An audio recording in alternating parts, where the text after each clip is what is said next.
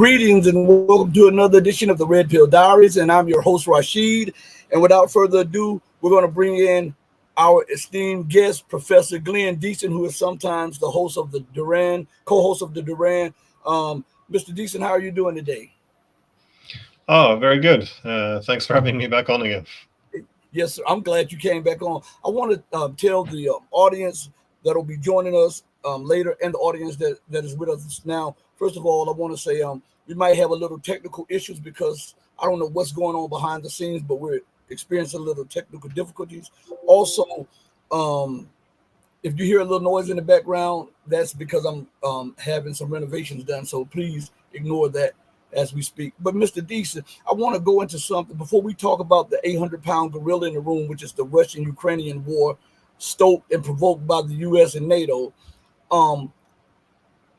Why hasn't a lot of NATO nations condemned Israel's blatant act of war against Iran with the attack and the destruction of a embassy, a part of the embassy, or isn't that considered an act of war?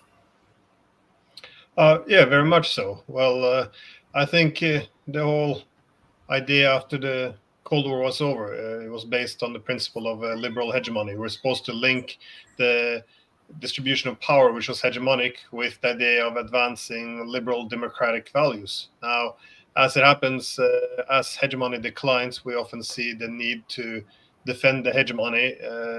It becomes reliant on less and less liberal ideals. So obviously, at this point in time, there's support for even a genocide in Gaza. But even now, when you have issues such as striking the consulate adjacent to the embassy, which is supposed to be protected under international law due to its diplomatic status, where this is now also considered to be sovereign territory of Iran, we nonetheless see the inability to actually even condemn Israel for it. So there is a decline in the West. That's not only in terms of power, but we also see in terms of morality, but also in the rule of law. So this is, of course, quite concerning. Well, I noticed in the Western world, when the West goes on the offensive, it's always justified. And then if somebody reacts, like take for instance the assassination of General Soleimani. When America assassinated him, immediately America and European nations pleaded for no escalation. But why do they do that after striking and attacking someone like they're doing right now with Iran? I was reading an article on Sputnik where they were talking about the United States and Europe are trying to de-escalate the situation after Israel blatant act of war against Iran. Yeah, that's a good point, and this demonstrates also the limitations on the US and the EU to act as a actual provider of security, because what they're saying is they don't want this to escalate, and I do believe that they don't want to get pulled into a wider war. However, de-escalation means that they're putting pressure on Iran not to respond to the attack by Israel, but they're doing nothing effectively to rein in the Israelis and make them effectively limit some of their, let's call it, foreign policy options.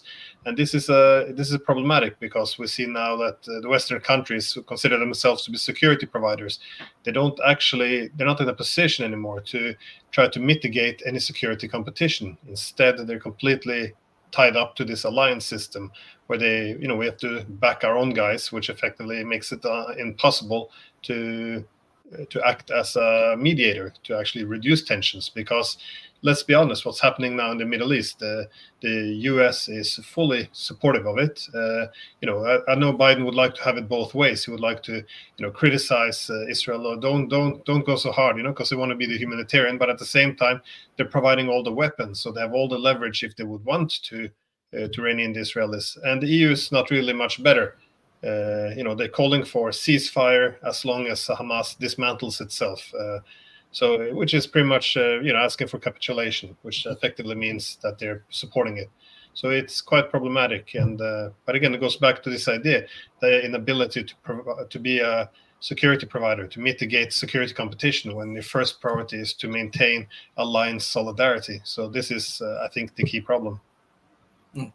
So if I strike you and you strike me back, they call that escalation, but that's not escalation. That is evening the situation. Escalation is if you strike me and I strike you back, and then I take a bat and hit you again with something else. That is escalation. But to defend yourself from after being struck, I don't. Why does the Western media frame that narrative that to retaliate against unprovoked attack is escalation? Well, yeah, I would also take it a bit further. I would say that the failure of Iran to retaliate can be seen as escalatory too, because if they don't retaliate, then effectively they're communicating to the Israelis that they can do whatever they want. They can attack Iran, sovereign Iranian territory. They can kill their top military leaders, and Iran will do nothing. Now, this will embolden Israel to take even more aggressive steps. So you can say that the tit for tat is a way of, effectively deterring, is a way to prevent escalation. But of course, this is, I think this is essentially we're just picking a team. It's it's our guys versus their guys, and there's no principles involved anymore. We're just using these terms. Iran is escalating if it's responding. So it shows the breakdown in the system. I remember when the West started the uprising in Libya, and they were saying that even though they were lies, they were saying that Muammar Gaddafi was slaughtering innocent people, and they had the right to protect, the responsibility to protect, and they intervened into that, right? And they destroyed Libya over made up genocide, and the world is watching a actual genocide take place in occupied Palestine. Yet there's no responsibility to protect from those very same nations. Why is that? Well, when the whole idea of responsibility to protect was introduced, the whole idea also behind human rights is you should limit the scope of what's considered to be legitimate violence. You can't just attack civilians. Now, this was meant to create a more peaceful world, put more restraints on states. But instead, I think it's doing the opposite, because what we're now saying is, what we're seeing is protection of human rights instead now legitimizes more coercion, more violence. Effectively, it allows any state to accuse another one of having violated human rights, and now that legitimizes the use of force.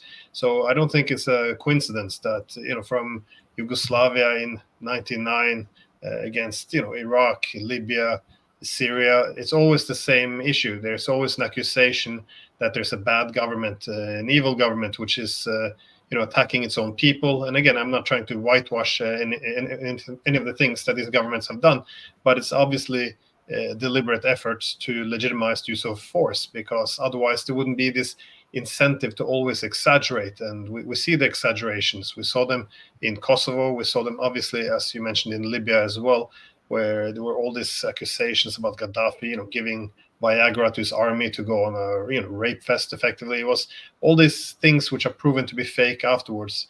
And again, this kind of reflects the issue of elevating the role of human rights. We use it now to legitimize the use of force. And again, I would like to take it a step further. I would say that the entire post-Cold War security architecture is based on sovereign inequality, as effectively it's only the prerogative of if the West argues, for example, that Libya, Syria, Iran, anyone has violated human rights, then we are allowed to interfere in their domestic affairs. We're allowed to use military force. We can change borders, but this is only the right of the West. So it's a way for the West to reduce the sovereignty of its adversaries, to make it legitimate, if you will. So it is deeply problematic, and this is why, despite many having great intentions, we see that this whole human rights narrative contributes to undermining and destroying international law. With these events taking place, the whole world is watching, and they're seeing the hypocrisy of America and the hypocrisy of the West. And now they're trying to decouple themselves from the so-called rules-based order. Is this one reason why the United States is becoming more and more belligerent, or the UK is becoming more and more belligerent, or NATO is becoming more and more belligerent? Well, the problem of having a hegemony to begin with is not only does it deplete your resources over time, because it's expensive to maintain an empire, but not just the material, but also the legitimacy. And we saw this already from the 90s. If you want to maintain an empire, it often requires a lot of brutal actions, and all this brutality, of course, can be legitimized, whitewashing it, democracy promotion, defending human rights, all of this, global war on terror, going after weapons of mass destruction. There's always a way to legitimize aggression. But I think now a lot of this legitimacy for hegemony has been depleted, but now we see an even more desperate situation. It is that the West is now losing its dominant position, and especially the United States. Well, also the EU for that sake. It's and in terms of attempting to roll back, not just cement unipolarity, but trying to roll back this new distribution of power, prevent the rise of rival powers. I think there's a more greater demand now to impose itself with more and more brutal force. So I don't think, for example, in the 90s, either the US or the EU would have backed genocide, for example. But we're entering a new stage. We're all seeing that our role in the world is being diminished. So there's greater acceptance for more brute force. Do you believe that Iran will respond militarily? Because I was hearing from a source over in the Middle East saying that Iran is preparing for a military strike directly on Israel. Do you believe that they're about to strike Israel? No, I think Iran will do its best to stay out of this war. And so far, it's been very restrained as well. I think that their main concern is by being too restrained, that this could embolden Israel. So I think they would probably try to find a middle way. They will increase their support for any of the groups which they consider to be resisting Israel, be it Hezbollah or Hamas, the Houthis, any of these groups.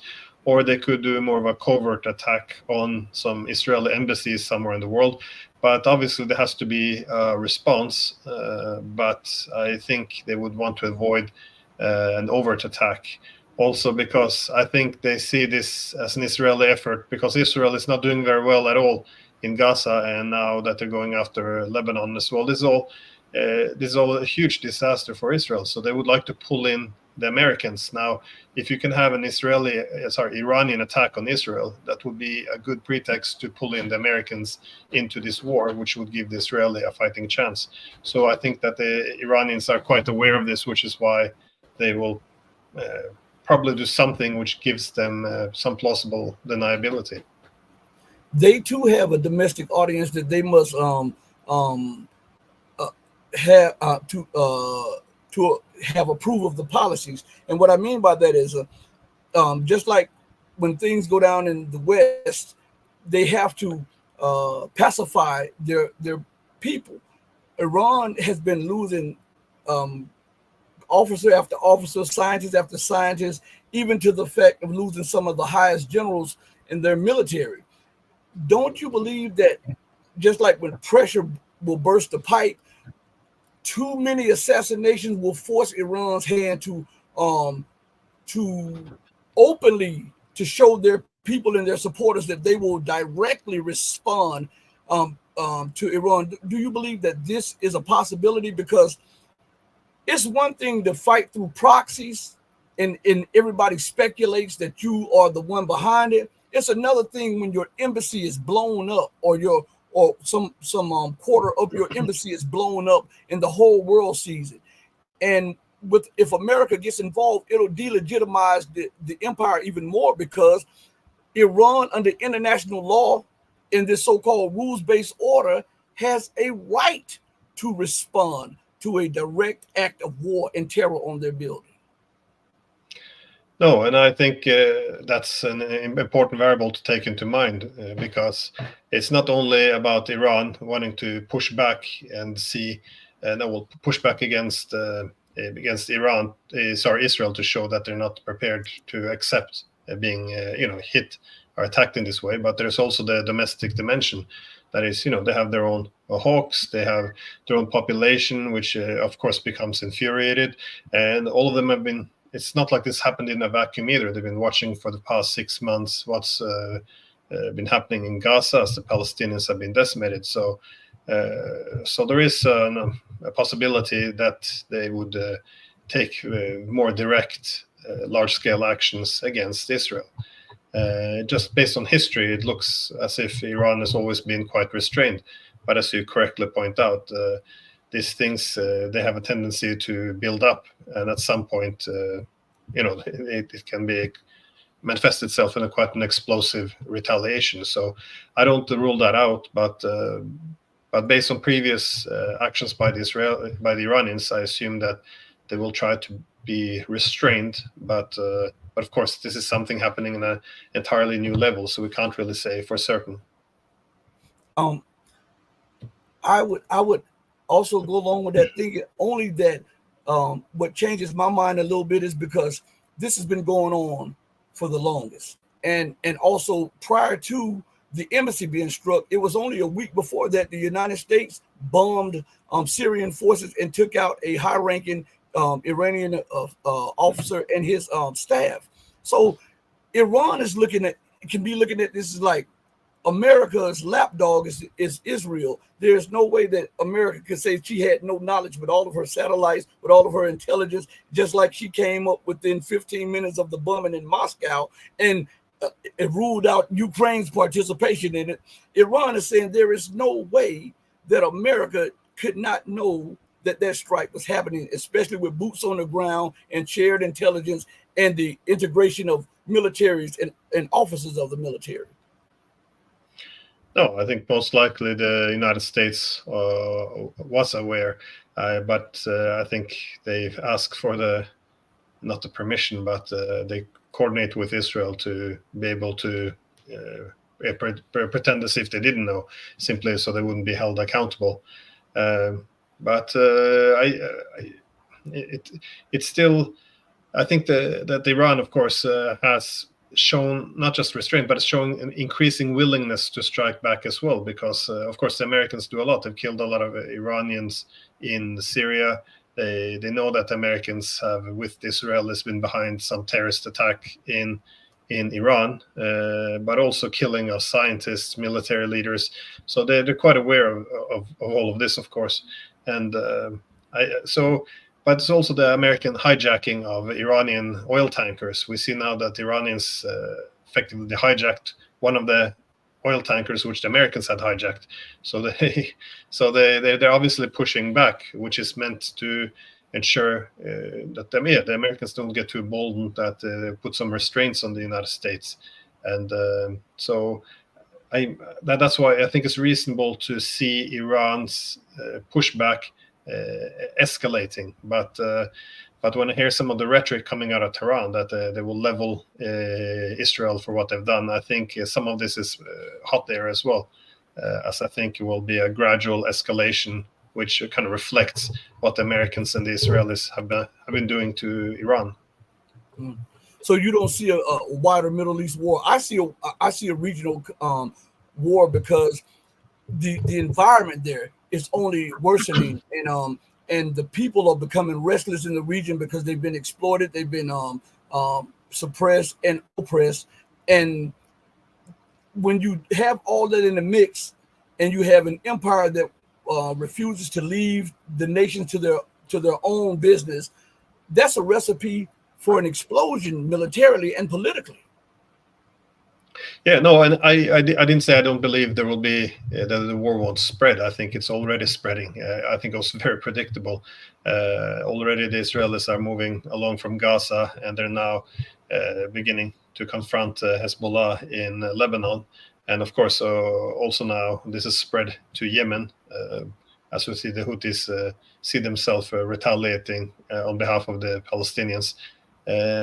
But it's been my impression that Iran's been willing to go to great lengths to keep itself out of this conflict. So whether Iran will be pulled in, I'm not saying that won't happen, because Iran has to respond in some way. But if Iran enters, then it's really, I think it will be very difficult to control this, because I think in the West we often consider, bombing a Middle Eastern country, be it Yemen or Syria, Iraq, it's manageable. But the resources aren't really available, and also Iran is not like any of the other countries that we've been bombing over the past 30 years. This is a huge country. It's a very powerful country. And also, if they would struggle, they would get at least military assistance, hardware coming in from both the Russians and the Chinese. The Iranians have been, supporting Russia, as Russians see themselves as being under war and a proxy attack by the NATO countries. So obviously, Russia would support Iran in return, and the same goes for China. If not for any solidarity, then only for self-preservation, because if the United States is able to knock out Iran, then both the Iranians and Russians see themselves, the Chinese and the Russians see themselves as being next. So there's an interest, of course, just self-preservation, to make sure that Iran isn't destroyed by the United States or Israel. I'm looking at the whole situation here, and last night, Mohammed Marandi, a professor at the University of Tehran, said last night that Iran will respond directly to Israel, and it will be a massive response, and the world will know that Iran responded to Israel. Do you not see, if the war breaks out and America involves herself in it, she is vulnerable too, because if Iran closes the Strait of Hormuz, or lobs a few cruise missiles into the Persian Gulf that can sink a carrier or can sink warships or whatever, America's economy is already in a downward spiral. If you don't have the finances to keep this up, and the oil and gas has been choked, 30% of the world's oil and gas have been choked off, that in itself is a recipe for the collapse of the American economy and the collapse of the European economy. No, definitely. And also, when I say direct attack, I think Iran striking Israeli embassies directly, openly, overtly, I think, this is a very, very good possibility. But I don't, attacking directly within Israeli territory, striking its military bases or cities, I don't think they would go this far. But the embassies, I think that is quite probable as outcome. But again, this will be more of a tit for tat for having credibility and deterrence. But in terms of a strategic approach towards pushing it back against the United States, I think it's more likely to go after the shipping lanes, the oil. Again, the United States is quite vulnerable in the region. They have such a big presence. So, even supplying a bit of extra advanced drones to the Houthis would allow them to strike back at some of the American warships, sailing in the region, using them actually to attack the Houthis. So there's the Iranians have effectively a lot of targets in the region, which is why it's been considered by so many to be foolish to escalate and go after the Iranians in this way. Turning to the situation on the European continent, what is the situation in Ukraine, and why does the West continue to escalate? They don't pause as they're suffering losses and their plans go into the trash can. They continue to go against this brick wall, thinking one day their head can break through the brick wall. What is going on here? Yeah, that is the question I'm asking as well, because what's happening now in Ukraine is that the proxy war has failed. It's we see that the Ukrainians are becoming more and more exhausted. They're lacking manpower, and it's only getting worse by the day.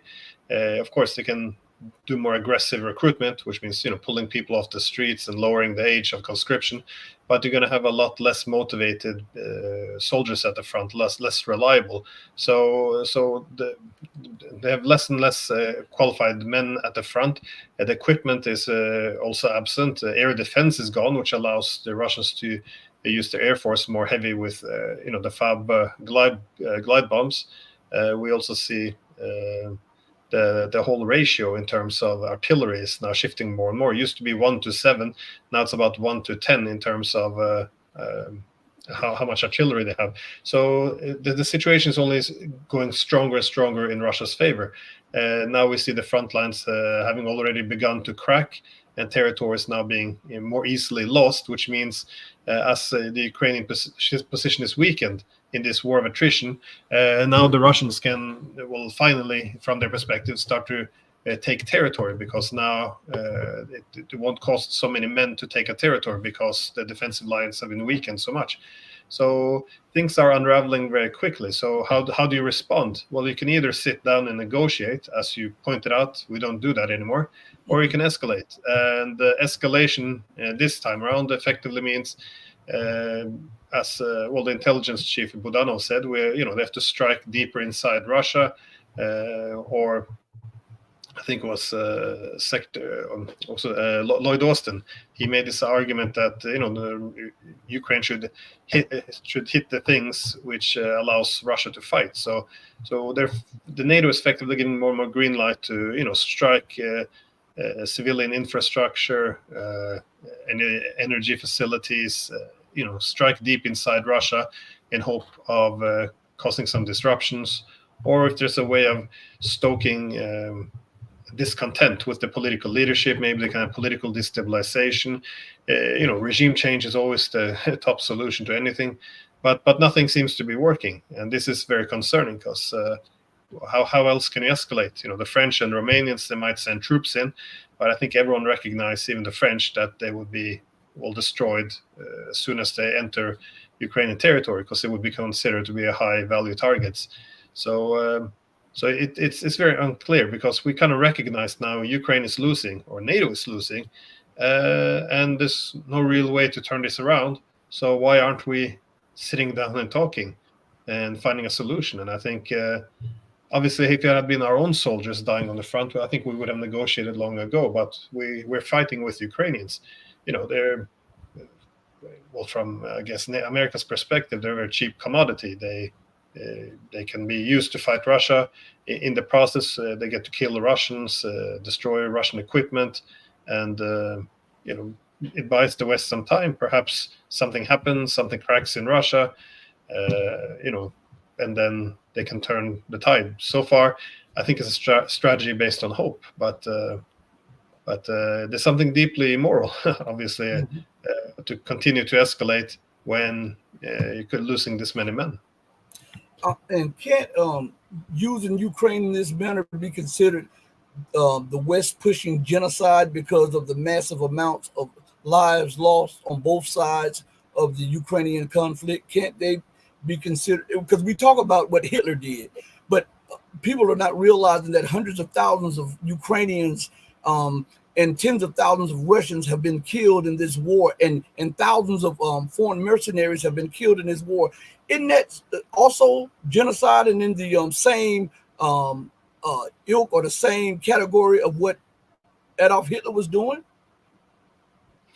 Well, genocide largely also depends on intent. So I don't think I think that part will be missing. There's no intent on the West to kill off a large amount of Ukrainians. So I'm not sure if I wouldn't use genocide as a term. I think complete disregard for Ukrainian lives, I think, would be very appropriate, of course, because, like I said before, I don't think we would do anything like this if it was our own soldiers. And I even see the media across the West. There's always this effort to reduce or to lowball the numbers of killed.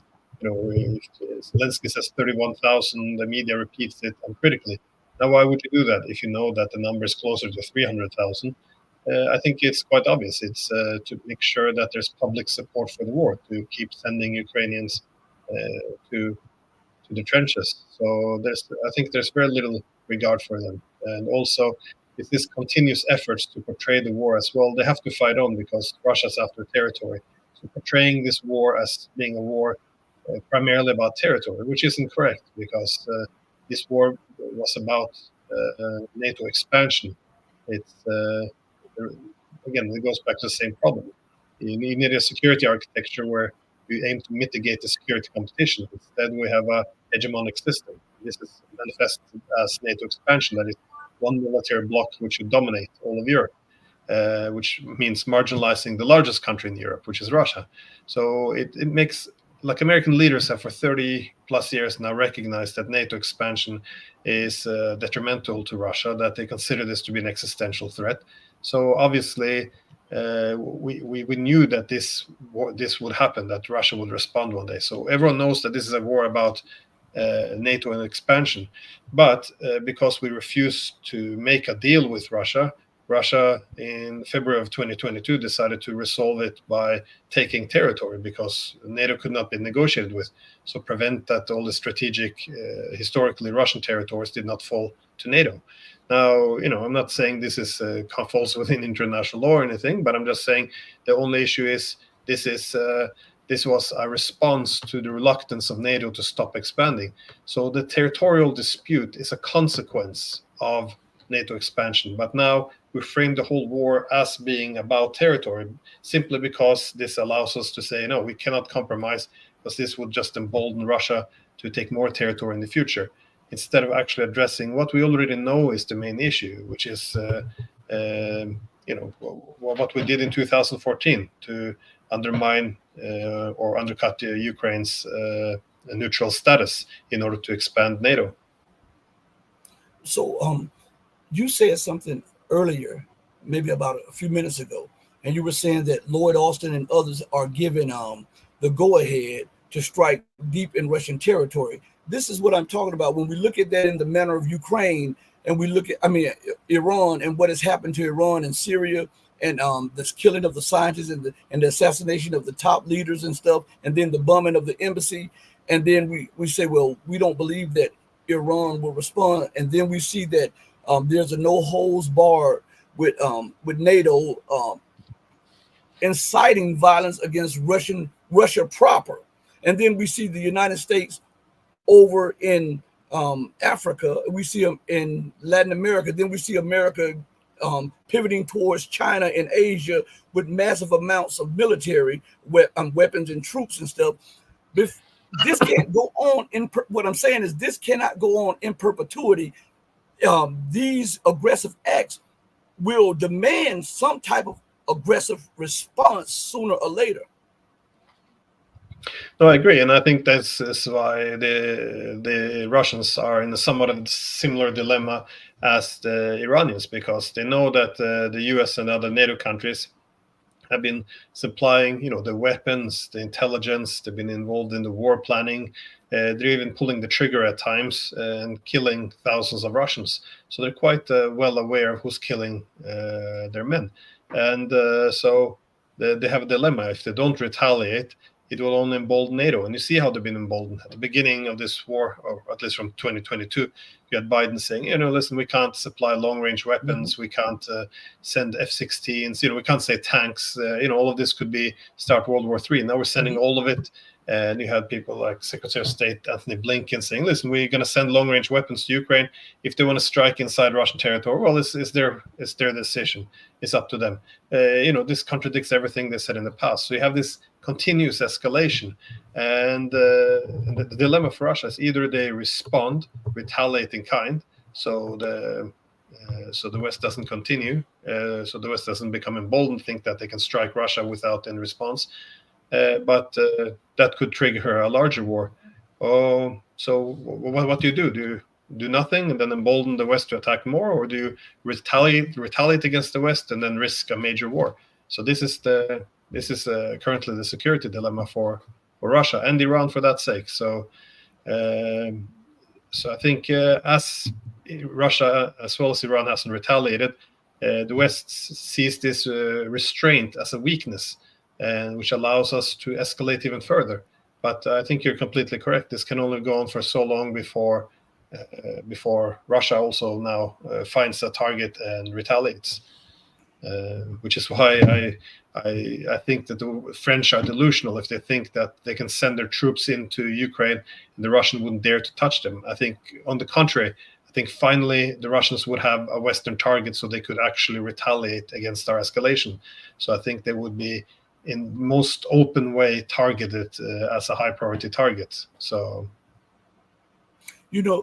former Joint Chiefs of Staff, the chairman of the Joint Chiefs of Staff, Milley, or however you say his last name, he said after there were threats of retaliation, direct retaliation by Dmitry Medvedev and all of the rest of them, when Russia didn't respond to the little incremental escalation by the West, he then said that America and NATO no longer fears escalation on the part of Russia. And this is what I'm saying.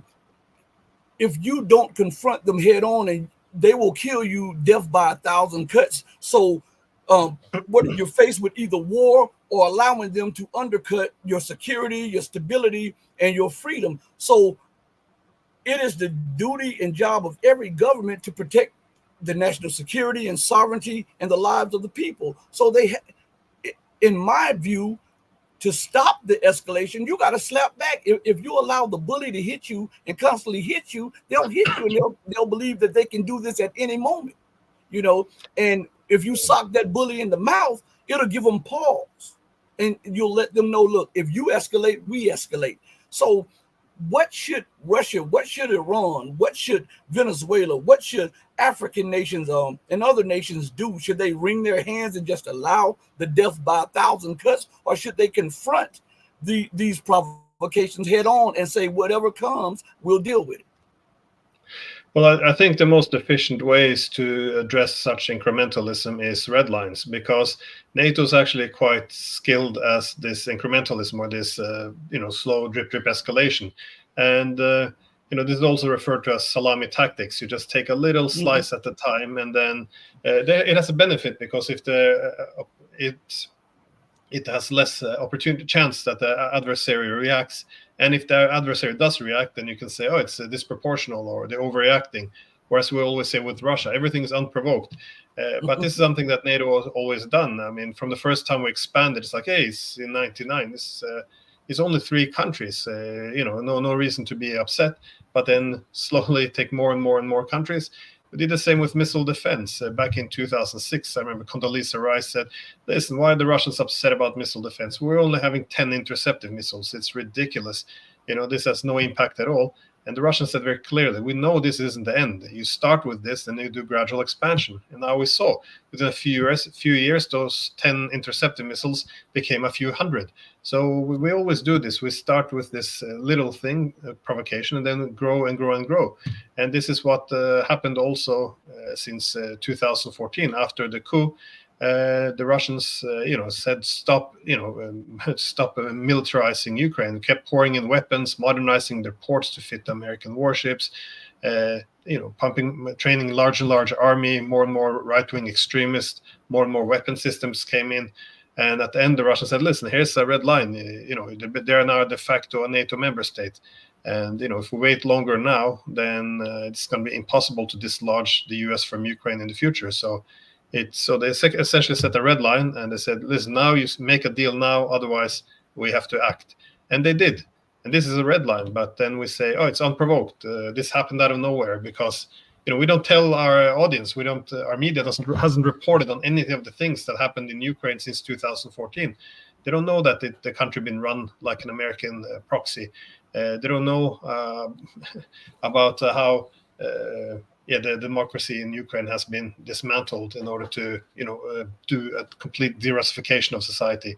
And I think the same has happened now since Russia invaded in 2022.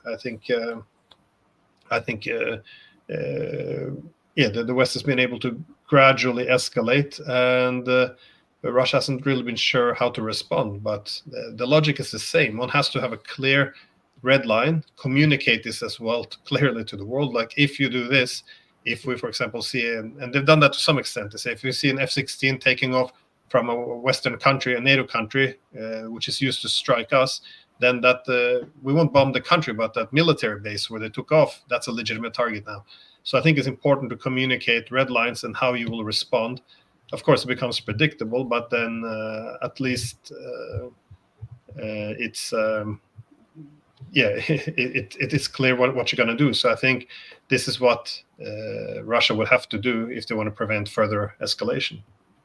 You know, I noticed that America she's attacking Russia on all sides. She is up in her military to Russia's east, which is in Japan and the surrounding areas, just like she's ringing China, she's ringing Russia in also. And then she's bringing pressure in the former Soviet spaces. She's also trying to take Armenia out of the sphere of influence of Russia. She's pressing down economically on Russia. She's putting more tension on Russia politically and geopolitically. Wouldn't it be in Russia's interest if a person is constantly oppressing you to start a fire on their porch, to give them pause and to make them reevaluate the situation? And what I mean by that is we see American bases and we see American involvement in the former Soviet Union, all in Central Asia and all in the Caucasus and in the Balkans. We see America pressing her in the Philippines, Japan, and all in South Korea and other areas. Wouldn't it help Russia to do the same thing and show America what it's like by putting hypersonic missiles in Cuba, by putting hypersonic missiles in Venezuela, because you can't always be on the defense and expect to be successful. Sometimes you have to turn that active defense into an active offense to get the pressure off of your troops and your people.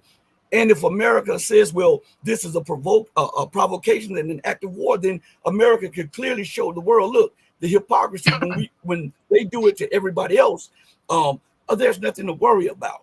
But when we do it to them, it's a direct threat to its national security. Isn't that a way to expose even more the hypocrisy of the empire in the Western world? It exposes it, unless, but the media doesn't report on it. The thing is, Russia already did this. It was I think it was 3 months before they invaded in February of 2022. They actually told the Americans, if you keep building up military infrastructure along our border in Ukraine, then perhaps we should build military bases or send some weapon systems to Nicaragua or Cuba.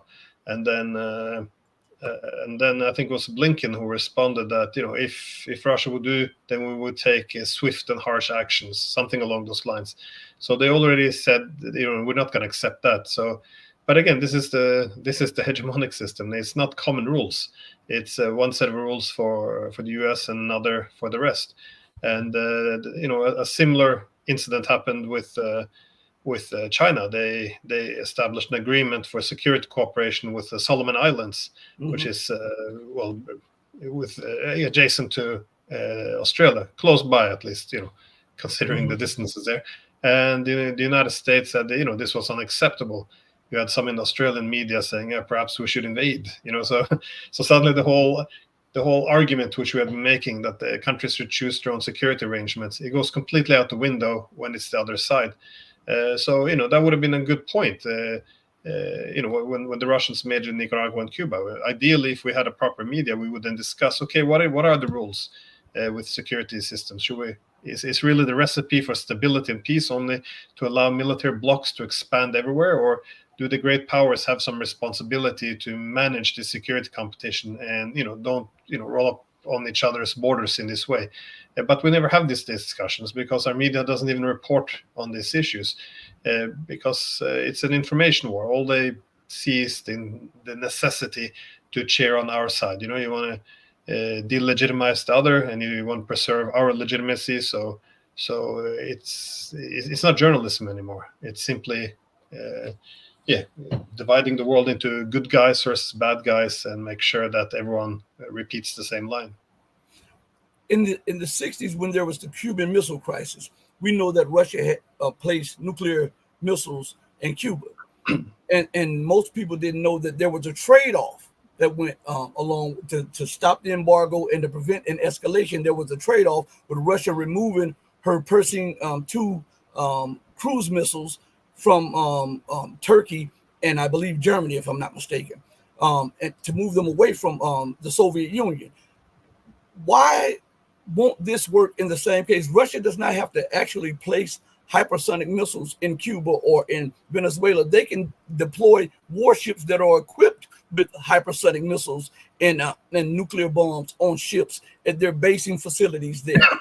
And as a trade-off, Russia can say, listen, because remember, back then America was the dominant power. Today, she's no longer the dominant power. She's a shell of herself, even though she tries to project confidence and an air of arrogance. She's still a shell of herself. So Russia can bring that to the table and say, listen, if you want this to stop, go back to before you started expanding NATO past X amount of time. If not, we will ignore your red lines just as the West continues to ignore our red lines. And if you escalate, we too must escalate because your national security is no greater than our national security.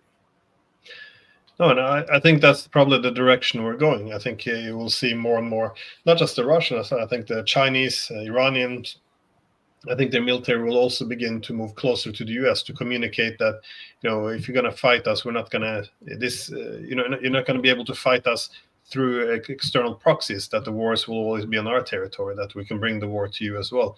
So I think also forcing a negotiation, because the only reason why the United States would accept not putting its troops on the Russian or Chinese border would be if the Chinese or the Russians running for the sake threaten to do the same to the United States. So, but again, I think that there's this desire to push back against Americans, which has to be balanced by the goal of not sparking a third world war, which we all perish. So it is problematic. But in regards to the Cuban Missile Crisis, I would say this is a wider problem, because one has to ask why the United States for decades attempted to hide the fact from its own population that it actually reached a settlement. I mean, this is how peace is created.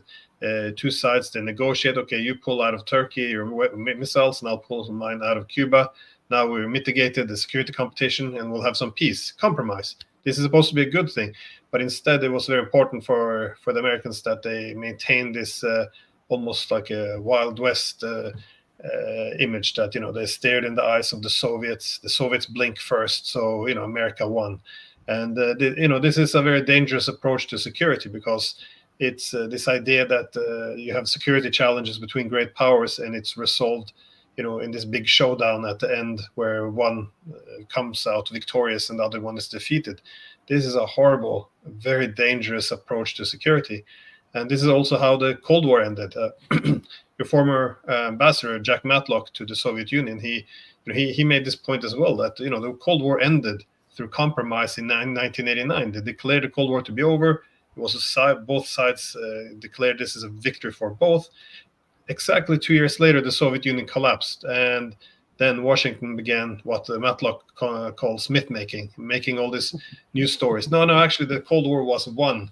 There was no negotiations. It was victory. It didn't end in 1989. It was won in 1991 when the Soviet Union collapsed. And again, the same idea, big showdown at the end.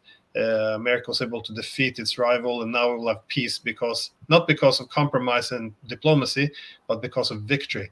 And this is a very dangerous mentality, which has really, I think, set itself in the minds, not just of the United States, but of the Europeans as well, that peace is created through defeating the adversary, not through compromise. An approach, by the way, which we see in Ukraine. I hear them talking about a new peace and security architecture. And I also hear a lot about World War III. And my thing is self-preservation is the first law of nature. It's the first law of nature. And without that law in effect, then life is not worth living. Why should Russia allow America to enjoy stability and peace and within her own borders, while America is bringing instability to Russia's border? Or why should Iran allow America to enjoy free reign of peace and stability when they are constantly pressing Iran, and vice versa? Shouldn't there be, even if it means going to war, why would you want to live on your knees instead of die on your feet as a man or as a woman. I mean, I'm not advocating war, but I'm saying that some of this war responsibility has to be put on the war makers' back, which is the United States, if they don't want war, if they don't want World War III, if they don't want a reprisal or a retaliation, then they must do X, Y, and Z, or we will be forced to take these measures to relieve pressure off of our civilization. Why does nobody ever present it in that way? Well, there are discussions. For example, there's this. I know the former advisor to President Putin. His name is Sergei Karaganov. He wrote a big piece in which he advocated that Russia should lower its threshold for the use of nuclear weapons. Mm-hmm. And then the main argument for it was the United States does no longer seem to fear a nuclear arsenal. You know, they're willing to come over here, strike Russian territory, kill the Russians. They don't seem to fear our nuclear weapons. We effectively become too restrained. It's time to reduce the threshold for nuclear weapons to show that we will retaliate if they take this too far. And there was a meeting, a Valdai meeting in October of last year. I was actually there as well in the audience. And then Putin actually referred directly to this Karaganov, his former advisor, where he said that he couldn't support reducing the threshold for nuclear weapons because I think it would be too destabilizing, too large probability that the world will be annihilated in a nuclear holocaust. So again, it's the same dilemma: do you deter or do you try to restrain and prevent Third World War? And so it seems like Putin keeps leaning on restraint, but I don't disagree with your assessment. I think this comes at a heavy cost because over and over again in the West we keep seeing Putin's restraints as being weakness. We can kill Russians as we please, and he won't dare to do anything. He won't dare to attack NATO. And I think this is this comes as a big cost to Russia as well. I mean, look at their neighbors. The Estonia, Latvia, Lithuania. These countries have between 1.5 and 2.5 million in population, and the policies they have towards Russia is so aggressive. But the only reason they can do so is they can say, "Hey, we're in part of NATO. Russia's not going to do anything," and this gives a lot of power to NATO. If you think that it gives you immunity to kill Russians without having any Russia dare to respond. So I think as we escalate, we're reaching that point where the pressure will be too great on Russia to actually retaliate. And we can see that being mirrored in the Asia Pacific region. The United States is putting pressure on South Korea to use the Jeju Islands, which are right off China's coast, and they're already on a rock or an island, a small island in Taiwan. What would be America's response if China occupied an island right off the coast of Florida or something, or right in the Gulf of Mexico, and say, "Oh, there's no security threat to you"? I mean, do you see she's pushing the bounds everywhere with the expansion of AUKUS and the belligerent rhetoric about placing intermediary ballistic missiles and cruise missiles on bases in Guam and in the Philippines and the surrounding areas? If you don't sock the bully in the mouth, this is the result of, this is what they'll do. They'll continue to provoke and stoke tensions. So do you believe that China would be as patient with the United States as Iran and as Russia has been? Well, I think they already showed that they're very restrained in many ways because keep in mind that what's being done in Taiwan, there was an agreement in the 70s which is what the entire peace between the US and China is built on, indeed a peace in Asia, which was the One China principle. The US recognized that Taiwan is a part of China, and the capital is Beijing, so effectively it's sovereign Chinese territory. And for this reason, as Carter said in very clear terms, this is why we limit ourselves in our ties with Taiwan. It's only cultural and economic, that's it. But of course, slowly the US been chipping away at this, especially when China rises, the relative power vis-a-vis the United States. The US attempts to rebalance it by by essentially trying to push for Taiwan's secession, effectively abandoning the one China principle. And as you say now, putting all these weapons and now trainers very openly in Taiwan, they're breaking another red line, and they're looking, what are the Chinese going to do? Do nothing? Okay, well then maybe we put some more American troops there. Maybe we put some more missiles, other ways of having tripwires. So there's the restraints from China comes at a cost. But again, China also tries to be restrained because it see over time, every year that passes, its relative strength vis-a-vis the United States increases. So it has if there's going to be a conflict, it has an interest to delay at least, or at least wait for a few years. Then the Americans might be less aggressive if China has time to build up its military. But I agree that this is. We should count our blessing that we're not surrounded by Stalins or Maos anymore. Like our adversaries are quite restrained. This should be a good thing, and so we shouldn't punish this. Because Nixon, he had this idea, he called it the madman theory, which is, if you pretend to be irrational and aggressive, and there's no way to predict how you're going to behave, your adversaries will be more careful not to poke you and provoke you, because you don't know if the smallest provocation will have an overreaction. And this will be a source of peace. In other words, to be unpredictable. Now, this is not an ideal way to establish international security, to have a system of madmen effectively running the main superpowers.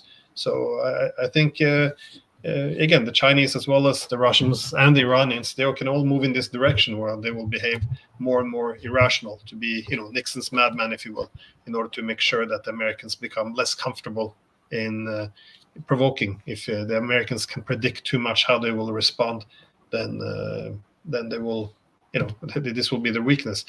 But again, this is why I'm saying we have to be careful what kind of incentives, what messages we're putting out there, because we're punishing restraints, we're incentivizing them to play the madman, all while we're escalating to new levels. So there's not much thought behind this, which is concerning that there's no one behind the wheel anymore. I know the time is coming to an end. I just have two more questions for you, if that's okay. One is, sure. We see the American empire in her irrational movements across the globe, and we see that she's destroyed to try to keep her power and her position. She's enacting policies that are actually destroying her position and her power and her influence. Why are EU nations going along with it and going down the drain with the US? I think that was after the Cold War, when we decided to establish a security strategy based on hegemony. I think it was accompanied by a very powerful ideology that this will be the source of perpetual peace. The West would dominate, and the West would then promote the liberal values, which would then transform the entire international system. So it would be effectively end of history as it was promoted. I think over 30 years, all the politicians have grown up under this. So I think ideology has a lot to do with it. Mm-hmm. Yes.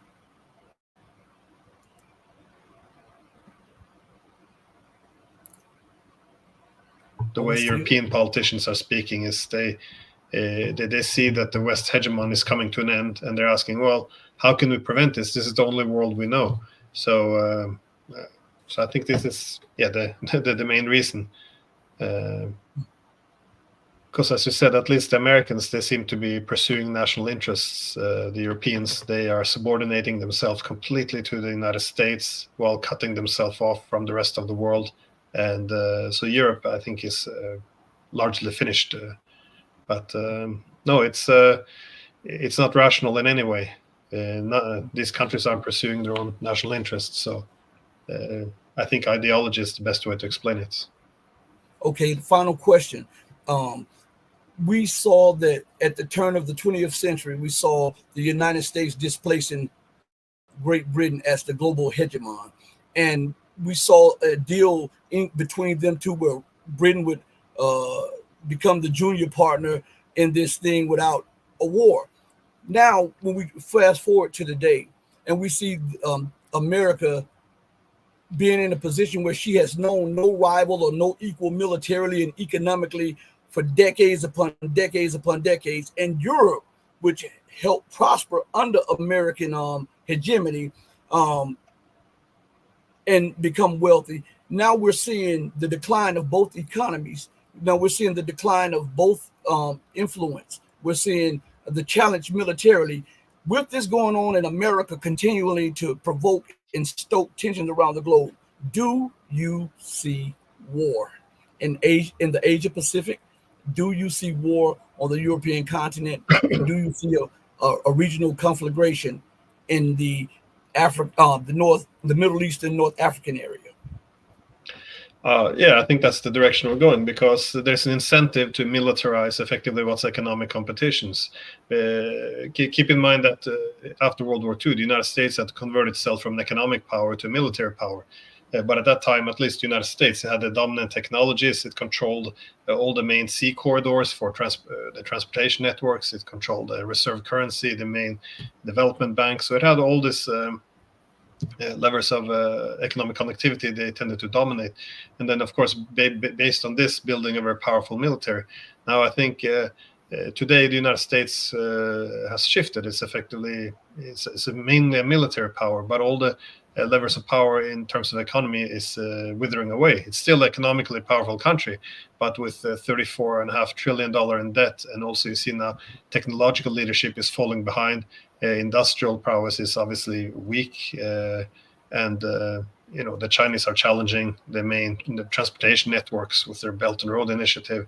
We see countries around the world losing trust and diversifying away from the dollar, not wanting to use the American banks, not even trusting that the Americans won't steal the central bank's reserves, payment systems. Everything is used to weaponized, used for sanctions. So I think overall the American economy can't really compete anymore with the Chinese, also because of rent seeking, by the way.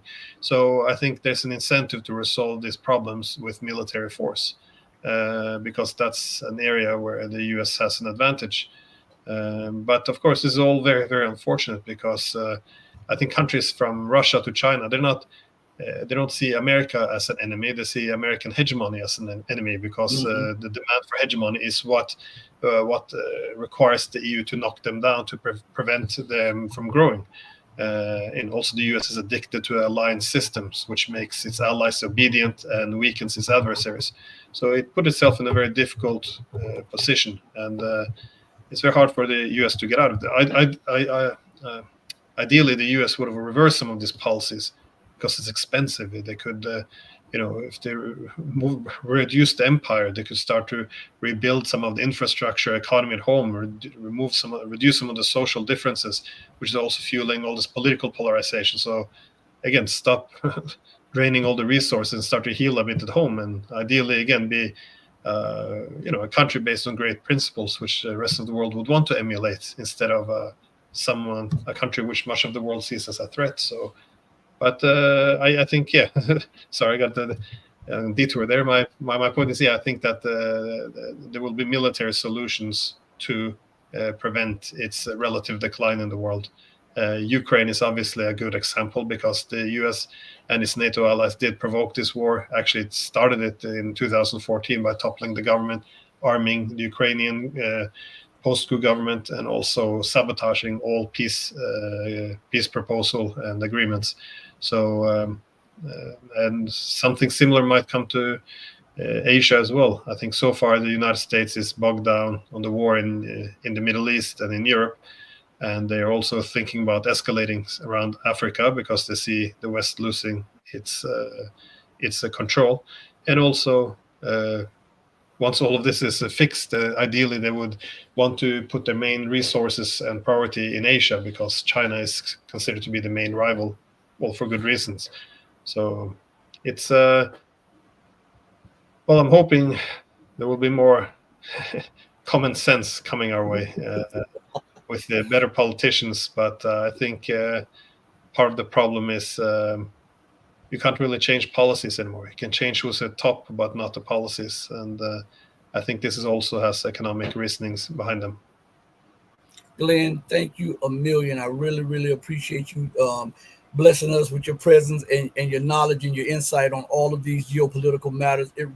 It really, really brings warmth to my heart that you could reach out from Europe and talk to the people here just to let them know the state of the world. I really, really appreciate it. Oh, my pleasure. Hey, be blessed and be safe. Thanks. Thank you. Everybody, thank you for joining us on another edition of the Red Pill Diaries. I know I look a little rough. I have sensitive skin, so I can't shave the little beard that I have. Or I really don't want the beard, but I can't shave it at this moment. I have real sensitive skin, so I want you to overlook that. But Glenn is an awesome guest. I mean, the wisdom that he dropped, everybody should be thankful that he decided to come on our show to share with us. On that note, we go out the same way that we always come in, with love in our heart for each and every one of you. If you love truth, know that I love you, but always remember that the love that I have for you will always compel in comparison to the love that God has for you. Until we next speak again, stay strong, stay true, but above all things, stay righteous and do good, not because people are watching, but because it's the right thing to do. On that note, I'm out of here. Hey, mama, your baby boy loves you more than life. Deuces, everybody. We're out of here. Peace.